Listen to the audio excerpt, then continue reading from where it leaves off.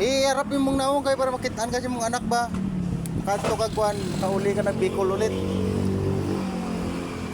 Ay si tatay, taga saan ng Bicol man ah? Sursugon? Iriga. Diliga? Oh, dito si tatay sa Manila.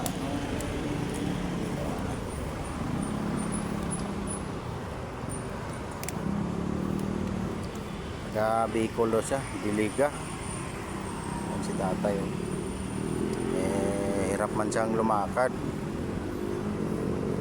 Makita siya ng pamilya niya dito sa Cali.